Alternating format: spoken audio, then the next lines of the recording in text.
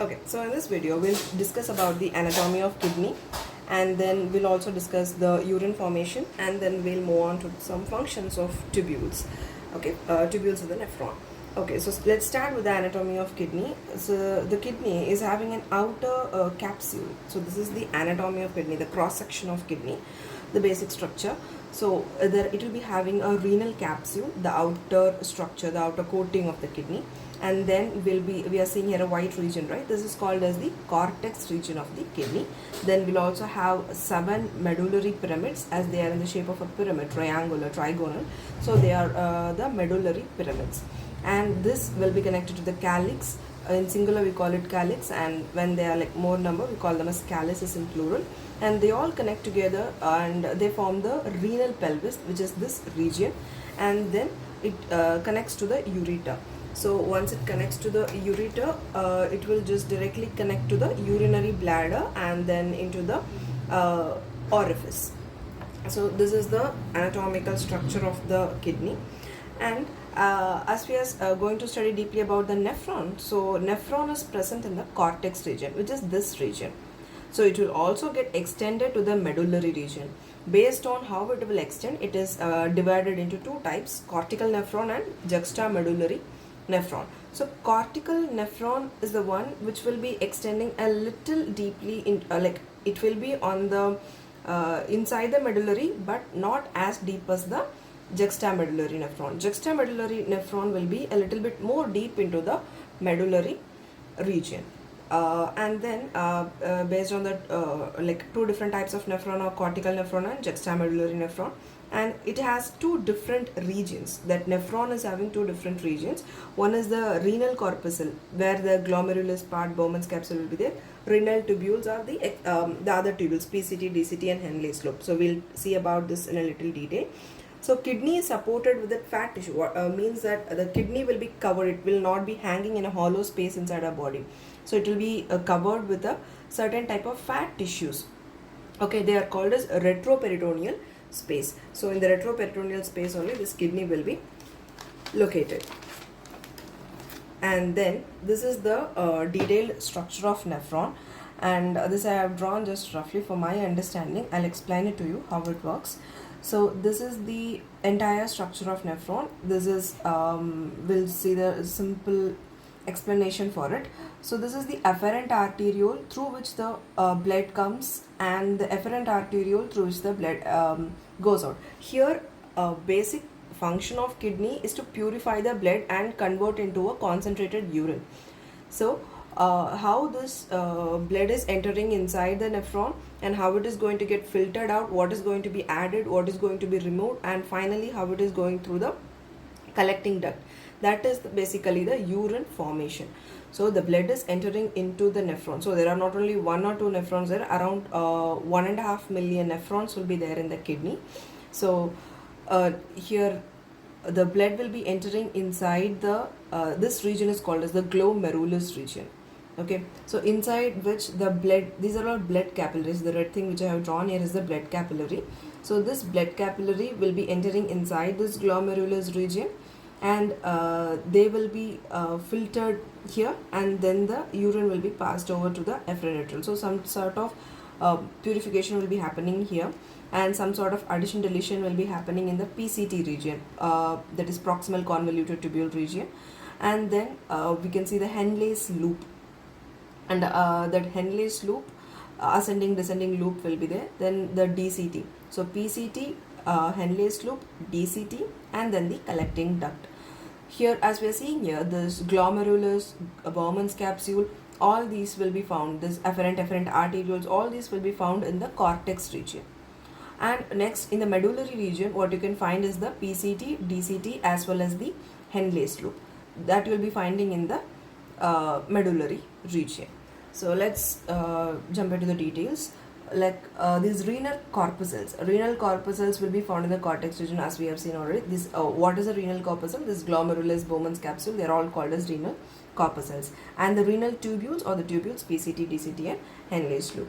Then as I said, there are 1.3 million nephrons per kidney, I mean, we are, like in a single kidney, we are having around 1.5 million nephrons. So these nephrons are the one which will be filtrating the blood and giving to us in the form of urine.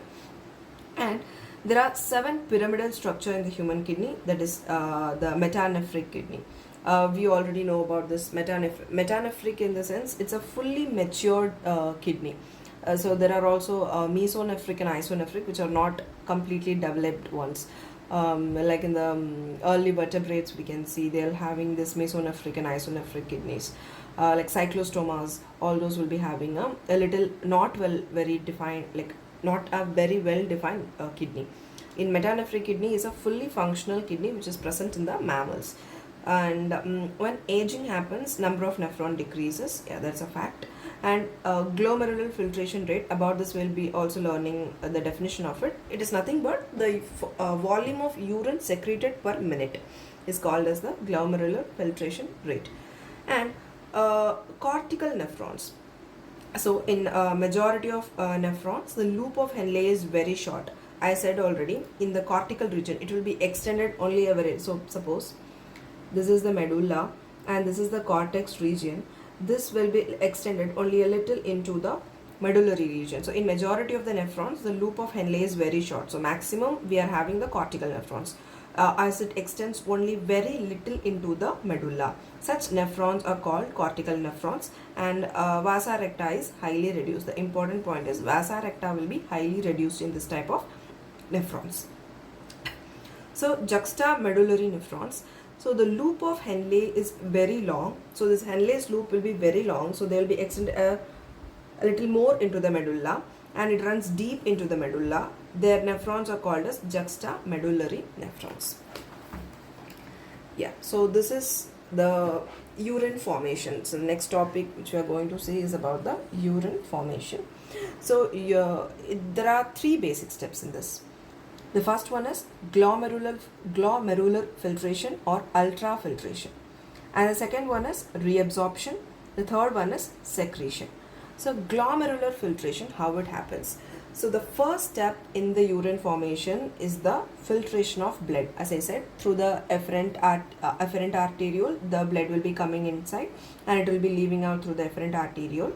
So around 1100 to 1200 ml of blood is being filtered by the kidneys in a single minute. Okay, the filtration is happening through the 3 layers. As you are seeing this glomerulus region, right? So this glomerulus region will be having 3 different layers. They are endothelium, epithelium and basement membrane. So basically endothelium, basement membrane and epithelium. You can see here the structure. So this is the endothelium. If you are taking a little cross section of this region, you can see how it will be looking is like this. So they will be having an endothelium region. Then they will be having a basement membrane here. And after that you'll be having an epithelium, and this one is the outer region.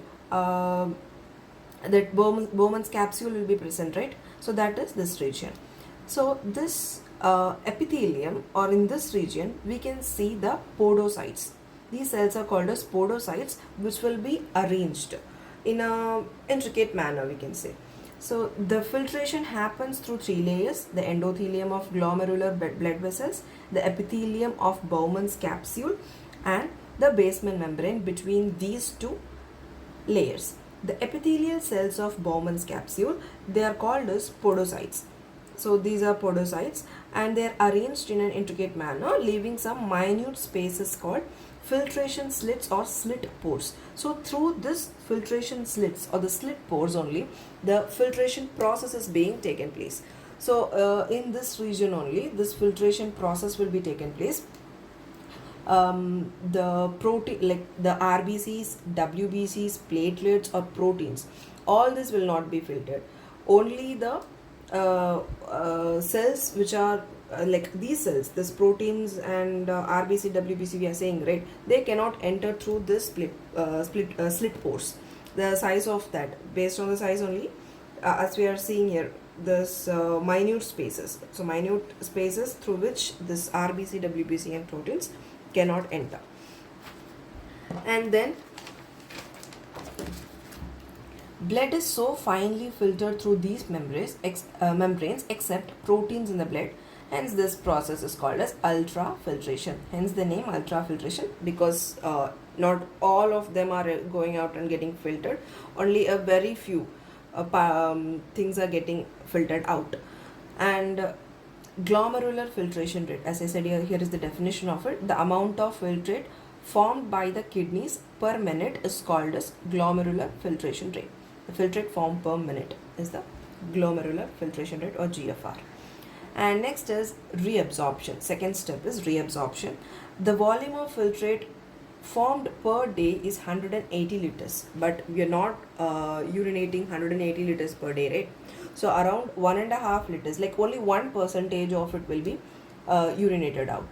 So 99% will be reabsorbed by the renal tubules itself. So renal tubules are the one which are basically into this reabsorption and secretion, that is the PCT, a proximal convoluted tubule, Henle's loop, and DCT, distal convoluted tubule. These three things, that is, here we are seeing this PCT, the proximal convoluted tubule, then the Henle's loop, then the distal, this region, this is the glomerulus region, then this is the PCT region, then this Henle's loop is involved, and then the DCT, which is attached to the collecting duct. These three regions are the main one which are involved in this process. And then here, as we have read this one, the same thing only, 1.5 liters per day, 99% is absorbed. The epithelial cells in the different segment of the nephron perform reabsorption by passive and active mechanism. So here they absorb it passively. What they will be absorbing passively is this nitrogenous waste will be absorbed passively, but this glucose, amino acids, sodium, they are all absorbed very actively. So in this region we can see here, right, here what and all will be reabsorbed. This is the our tubules. So outside this will be the blood capillaries. So like bicarbonate, sodium chloride, water, all this will be reabsorbed. Okay, what and all secretion will be happening is H plus, NH3, ammonia, hydrogen, all this will be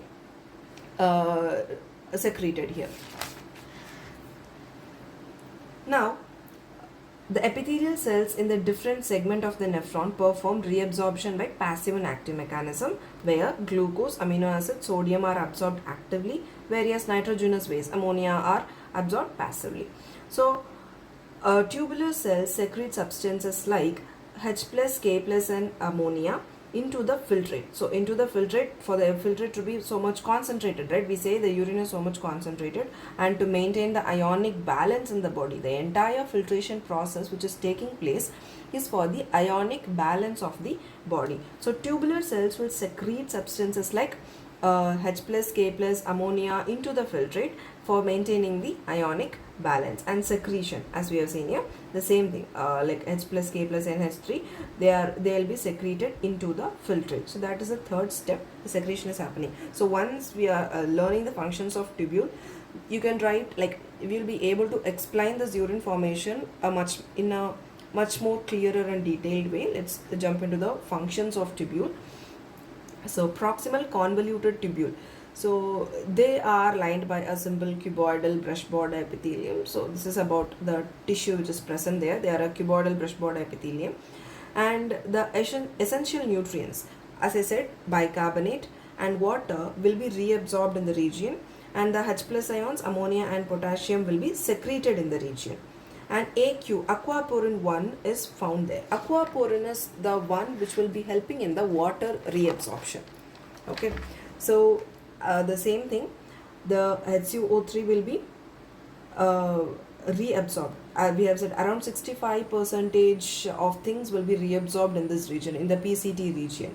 But these percentages will be varying from time to time and from person to person. The 65% will be varying.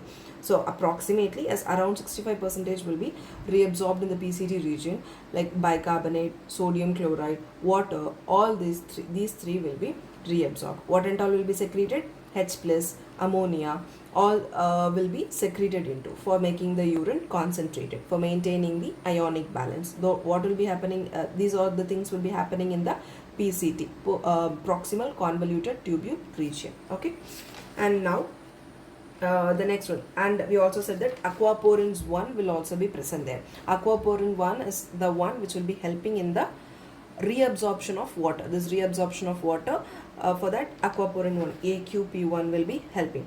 So PCT will be having AQP1, and again DCT will be having AQP2, and in collecting duct will be having AQP3 and AQP4.